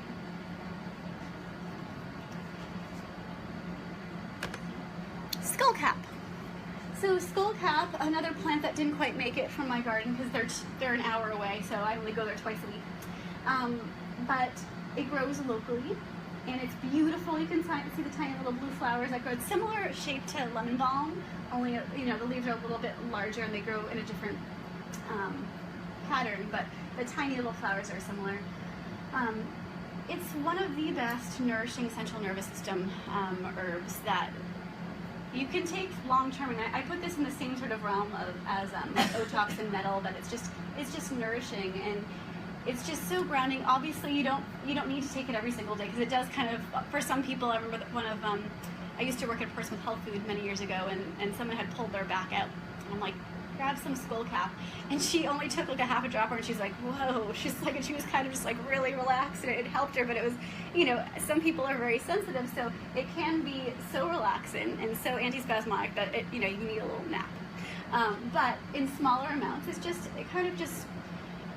good for any tension, and especially physical tension, when you're just kind of like, again, those people who maybe are too tired to relax to fall asleep. Sometimes it's because you're like this and you don't even realize that your hands are in fists and your shoulders are up like this. Skullcap helps you just kind of like physically calm down. So especially for people who have like a restless leg syndrome and just spasms on a regular basis, skullcap, super safe long term. I think it's delicious. Not everyone will agree with me, but it's a really nice one. So tea, tincture, the same as the others. Ginger, so again, another one that's not local, but it's so readily available, and it's really, really healing on so many different levels of the body. So I always like to use it fresh. It's another Ayurvedic herb that is balancing for pretty much environmental warmth. So we have to kind of tend to our own little inner fires to bring a little bit more warmth back into our bodies from the inside out. So ginger is a great one to add to your water. Even just a couple little, like sometimes I'll just use a peeler and just peel strips off and just stick a couple in my water, and it'll diffuse throughout the day. So that's a really nice one. I like to add lemon and lime to it too. So especially if you're someone who's like, water's so boring, I don't like it, that has no flavor, ginger can be a great addition to that. It's one of those plants that, in small amounts even, it helps to, again, kindle that digestive fire, that detoxification fire, and start to kind of just kind of stir the pot with any residual buildup in the body to flush it out. So it's really, really nice. In Ayurveda, it's called Agni and Ama. So Ama is the buildup and Agni is the fire. So it builds the fire and it releases that Ama, that buildup that our bodies may or may not have, and just kind of gets things moving. It's warming. So anything that's really spicy or warming is stimulating. And also carminative, so digestively speaking, it's really great for just getting the digestive tract back in order. Another thing that should have been on my list, there's just too many things, but pooping every day, kind of important. If it's not happening, ginger root can help. So I always, for people even who love their coffee or their tea in the morning, I say even before that, you have your warm cup of ginger lime water and you drink that 8-ounce cup first, and that will absolutely get things moving so that before you even head out the door to work, you're going to have that bowel movement, and that's so important. So it doesn't have to be a lot, you put as little or as much ginger as you want. Again, it depends on the individual, but it's super duper balancing. A great natural motion sickness, again, it's another hypotensive, even balancing for the cholesterol on some level. There's many components to cholesterol. It's a little stimulating. It gives you a little boost, not so much as nettle from the mineral content, but because it's warming and energizing. I don't, because I don't care, but you could certainly peel it. Like, I'm just kind of, again, I'm like, yeah, the peel doesn't really have any flavor. As long as you're buying organic ginger, you don't have to worry about peeling it, but I would if you don't do the organic kind, because the pesticides kind of hang out on the peel. But sometimes it's nice to even chop it up and then put it in like a little Cuisinart blender and have it all pureed for you, and then you just keep it in the fridge and you just take a little pinch and put as much as you want if you want to prepare ahead of time. But I just kind of peel or chop. It will last a little while. It will, yeah. It'll last probably up to a week like that, and you just kind of make as much as you need. Yeah. That'd be better. Yeah. Is that any other hands back there? We're good. Okay. All right. So elderflower and berry, and it's funny. I saw an elderflower plant down by the river when I was cutting that nettle, but it was like I would have been swimming down the Cochico, so it was on too steep of a slope. I couldn't snip a little leaf off. But this is everywhere, and if you walk, when you're driving up and down the highways, if you saw those beautiful like white disc-shaped flowers like a month or so ago, those were the flowers, and now they're the this is actually a kind of small picture of one, but now they're the probably reddish to bluish berries now, in that sort of big disc, sort of umbel shape. And they're everywhere, but I can't harvest them. Do you have a good plot, Greg, to harvest them? Do you have some growing on your property? Yeah. Yes. Yes. It's always so heartbreaking. I'm like, look at all the elderberry on the highway. It's not clean enough to harvest. Yeah, I know. So this is my, everyone thinks about echinacea for immune system support and sort of cold and flu prevention.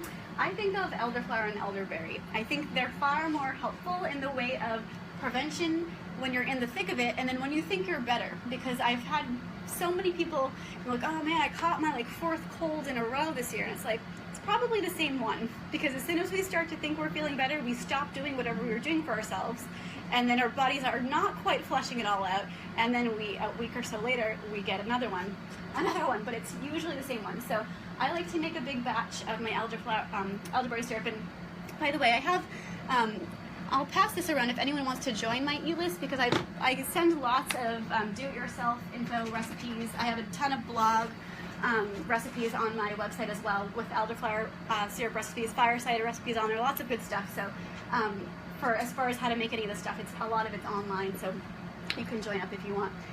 So what I like to do is I make a big batch of my elderberry and elderflower, and sometimes I'll throw lemon balm and maybe even dandelion root in there, just kind of like an immuno-stimulating concoction.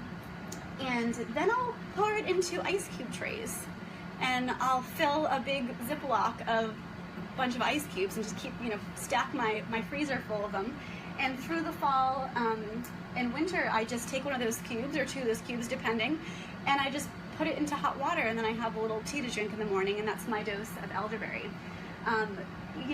Another way to do is certainly just make the syrup. You have to usually add some sort of fixative, some sort of preservative. I usually do like a splash or two of alcohol, of vodka or whatnot. Sometimes raw honey is enough to keep it for maybe 3 to 4 weeks, but unless you're taking it on a regular basis, it will eventually go bad because it's just a strong tea. But I'll take a shot that way as well, like a shot glass shot. That's the adult dose that I follow. But sometimes it's nice to have them already preserved. I don't have to add any preservative in the ice cube ones because they're frozen, so they're going to keep. And then you just dose them out accordingly. And I actually recently, my niece, poor thing, I was like, catches everything. So I was making her some, and I got these really cute molds, like silicone molds of like little robots. And they're like smaller doses, and so she has these cute little, frozen robots that she gets to take out every day and have melted in her water. So there's lots of fun ways to do it, but it's really my favorite time. Like I just don't stop taking it. It's pretty much I take it all year round because there's so many things that it fights off. And between cold and flu season in the fall and allergy season in the spring and everything in between, sometimes you don't know what you have, if it's allergies or if it's a virus. It just kind of keeps everything under control, and it's supporting the whole body. And I was talking about eating a rainbow earlier. It has that deep purple pigment we were talking about there. It's so healing. I can never say the word. Isn't it arachno something?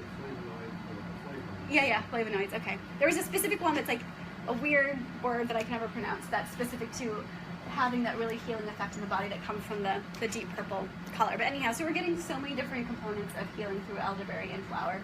Specifically the berry I work with a little bit more. And it's a gentle laxative too. So again, for those of us who aren't moving our bowels as much as we like, we get a little bit of that stimulation as well. So I always say, treat preventatively, but if you do get sick, double your dose at least. So it'd do like from 1 shot to 2 shots for adult dose. And then a week after you think you're fine, you keep taking it. And I would say keep taking it anyways because it works on a preventative basis, but you keep treating yourself at least a week after when you feel yourself again, because chances are you're still trying to flush stuff out. That's always my suggestion, and it usually cancels things out a bit better. Okay, so we talked about this. So this is my general dilution rate. I talked about how important it is to be safe with essential oils, and I don't at all want to deter you from using them because they're awesome stuff, and I love them. They're so versatile in how they can be used. In the scent, I work a lot with kind of practicing rewiring the brain with scent and with those essences. So even though I just passed around my sort of clarity blend for that teacher's pet spray, there's something to be said about the power of scent and what it brings up in our minds and our bodies. And so when we can use essential oils in a way to help stimulate positive thought or affirmations or break down patterns that we are holding in our bodies, again, it trickles from the mind and into the body in the way of that deeper healing. You can use essential oils in so many different ways. I always like to use carrier oils, so whether it's something I've infused, like the calendula one, or just olive oil works fine. Any oil, and honestly, any unrefined, whether it's cooking oil or an oil you find like in the cosmetic side of a health food store, they're all good to use on your body. So, but I don't use, canola is one I don't use, so that would be one I would not have on the list. But also butters, so like cocoa butters and shea butters and cocoa butters rather. You can melt them down, add a little bit of oil, add a couple essential oils in there, and then let it pour it into your container, let it congeal. You have like a little solid perfume. We've got a little foot rub. There's so many different ways to use them. Even simply added to unscented lotions that you might buy, or an unscented candle, you can drop a few drops around the wick and burn essential oil that way. Even into waters for like a room spray or for a facial mist. Granted, it's you have to give it a shake when it's in water because it doesn't mix well. They like fats to mix around into, so oils and things like that. And even unscented shampoos and body washes, you can buy them unscented and then decide to add essential oils to it to kind of curate your own. But these are my general dilution rates, and again, this is kind of what I stick to for healthy adults here. And the only time I would ever use really a 4% dilution rate is for like, massage therapists or something that are working into deep tissue stuff. And, maybe, for perfumes and whatnot, but you have to be mindful that you're still absorbing all that stuff, And I would say in the same breath, the perfumes that are on the market are probably way more toxic than essential oils that you can be using anyways, but I like to be mindful. I don't use essential oils on pets. I had my cat actually have a seizure from just inhaling essential oils in my house when I was making a bunch of products one day, and it was in the winter time, so all the windows were shut, and he's an extra sensitive guy. But he ended up having a whole bout of seizures just from inhalation. So animals are very sensitive, and although there's lots of products on the market that have essential oils in them, I'd just be mindful of them because they have way tinier livers than we do, and they still have to process all that stuff out. Certainly bigger animals like horses and large dogs can take it a lot more easily, but it's important to take that into account. They're most of them are little guys. Oh, of course. And I'm happy to email these slides to you guys if you want. Just join the e-list and I can send it to the group. I know it's a lot to write down. Or screenshot it sometimes if you have your phone. That's a helpful way to do it.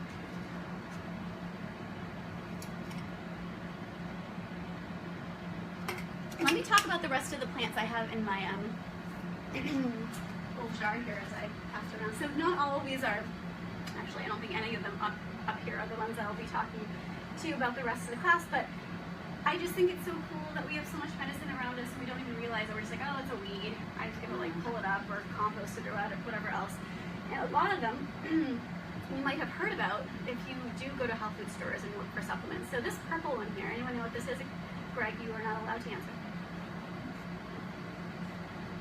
Greg is a fellow herbalist and guest already. Anyone know what this is? Has anyone had like not fake coffee, but like herbal coffee, like with dandelion or chicory root in it? No? Yes. So this is chicory. So it's the root of this plant that is roasted and used for coffee substitute. It grows here, yeah. I picked that down by Cochico River, down by the mills. And they're beautiful, right? It's such a beautiful flower. And it is the root, so chicory is similar to dandelion in the way that it helps to support the liver. And it has something called inulin in it, which is a prebiotic, so it helps to feed the good bacteria in our guts to keep them happy and keep our digestive tract working and our immune system strong. So that's chicory. Best place to find it anywhere is next to guardrails all over. Oh, really? Guardrails. Good to know. Is that the pretty blue flower we see all the Yeah. It's just the root. It's the root that's primarily used. You could eat the leaves too. Like if you ever see chicory for sale at grocery stores, it's the same plant. You mean the root? You mean the stem? The root, like so, you would dig the plant up. And I will say that when we're wild crafting, if you go home and you start being like, oh my gosh, look at all this stuff that she showed me that I have. It's important to be mindful of how much is growing, right? Because we want to keep these guys around. And there are some medicinals that are becoming endangered because foraging is becoming more popular. So being mindful that there is enough to leave, especially when you're digging up the root, because you're taking the whole life of the plant when you're doing that. So just kind of a note here. Okay, so evening primrose oil. Anyone hear that before? So this is evening primrose. Yeah, so this, yes. So this is it. So these are the little flowers that the oil is pressed out of. Yeah.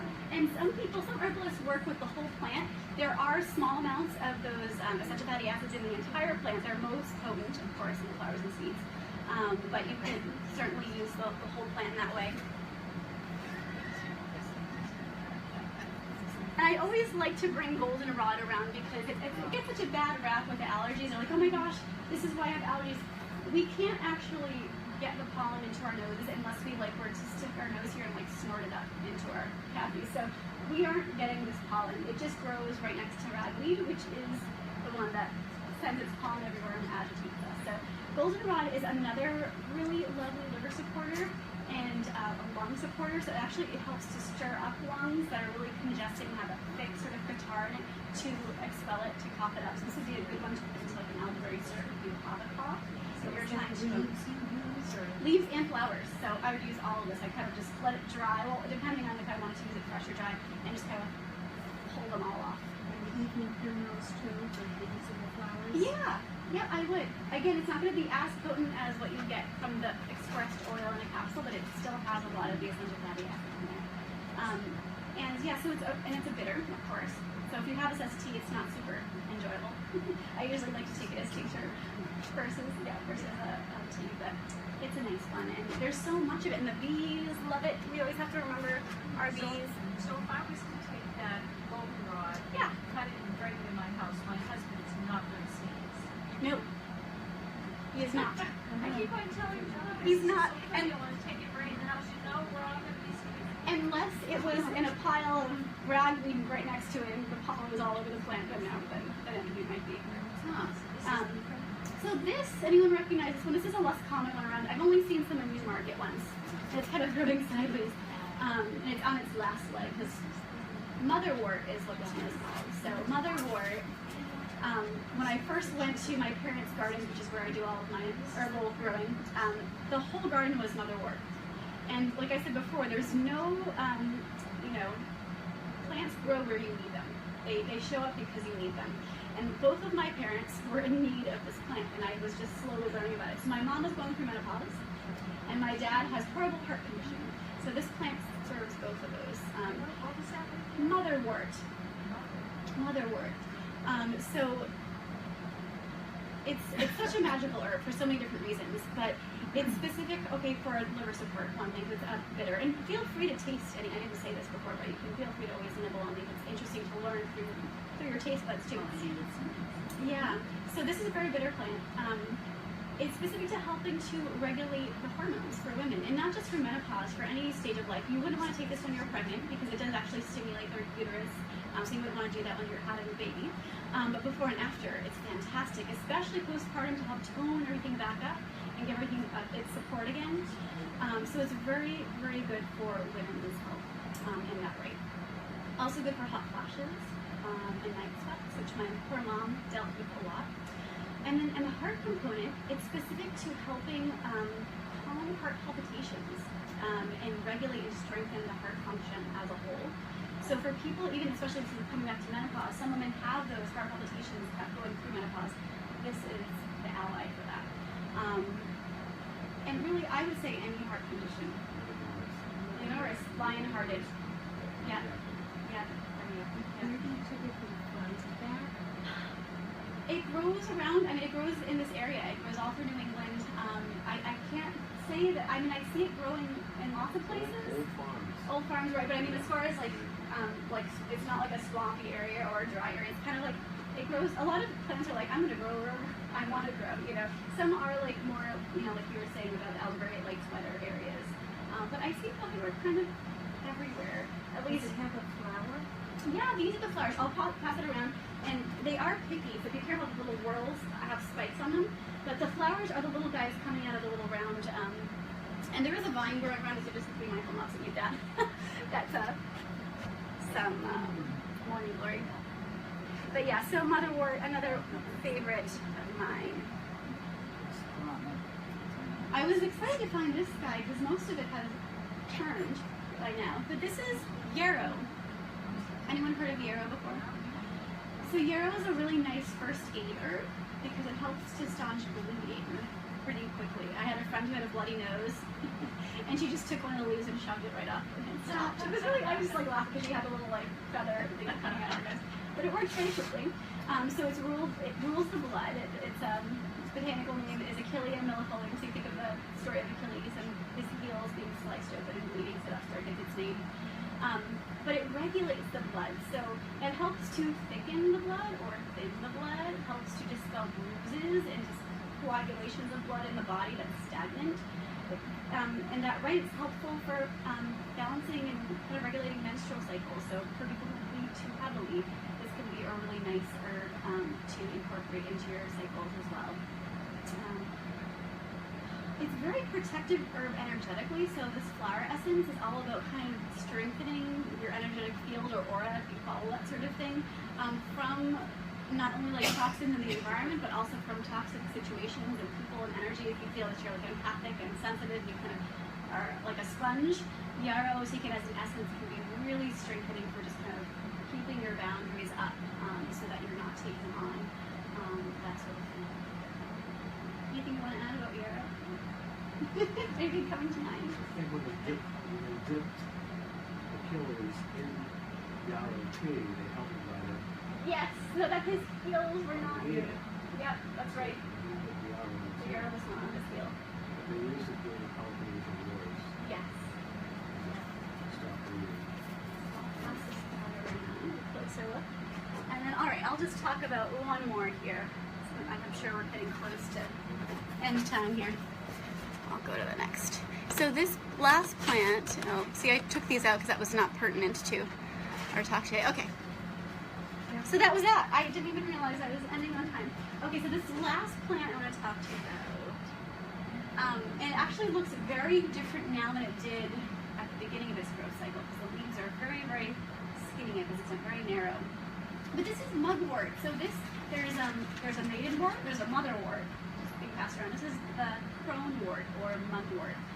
So chickweed I mentioned earlier is also the plant that's called maidenwort. It's very young and juicy and just full of moisture.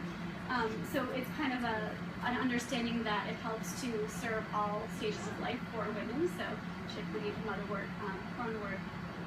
So similar to motherwort, this is a really nice ally for going through different stages of a woman's cycle. More so into menopause a little bit, but again, this is not one that you would want to use when pregnant. It's another uterine stimulant, but it's another pretty darn bitter plant.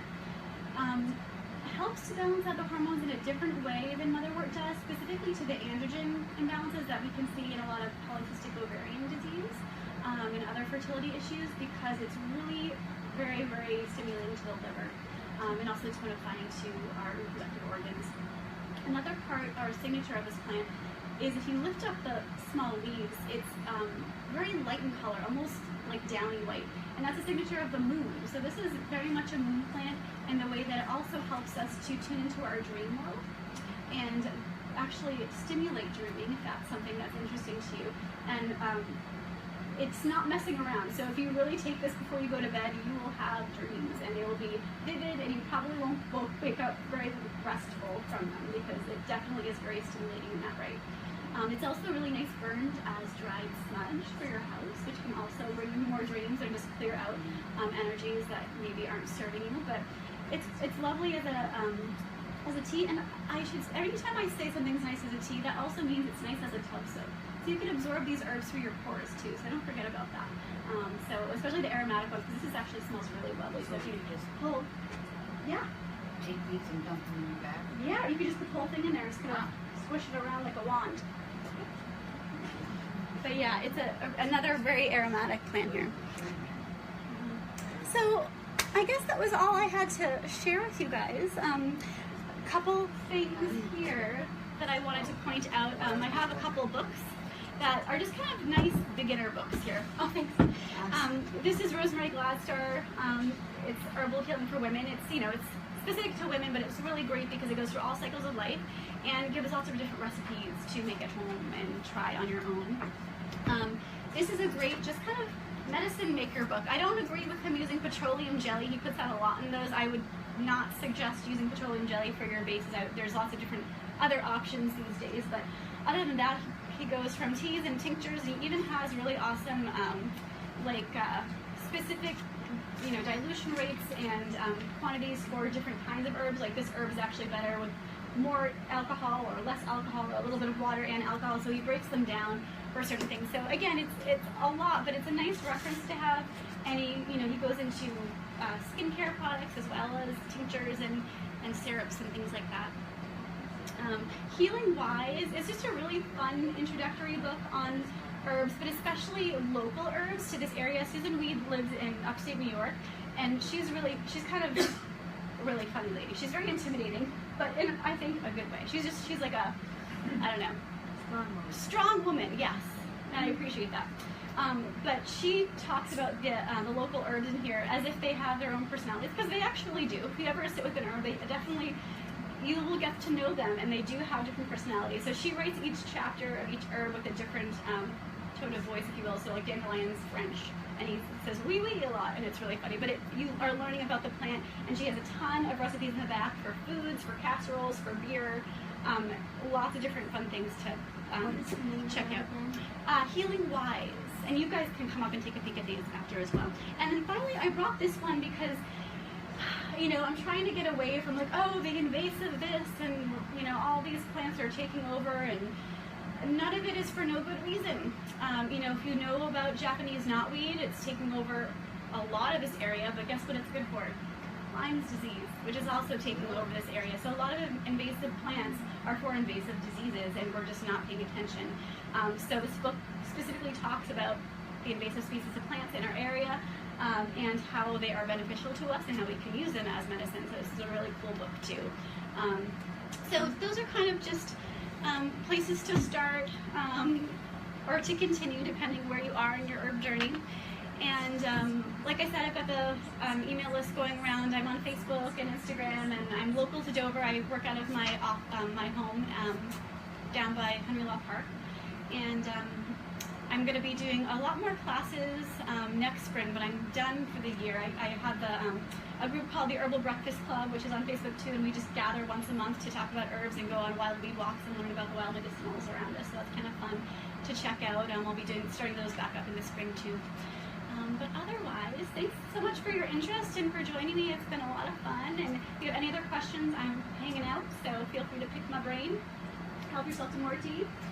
Otherwise, that was it. You're welcome. And feel free to come up and take a peek at the books and all that other stuff. And thanks for anyone who joined in here. I hope you got to see some of it. It was a little hard streaming live, so I'll check in with you guys later. Thanks.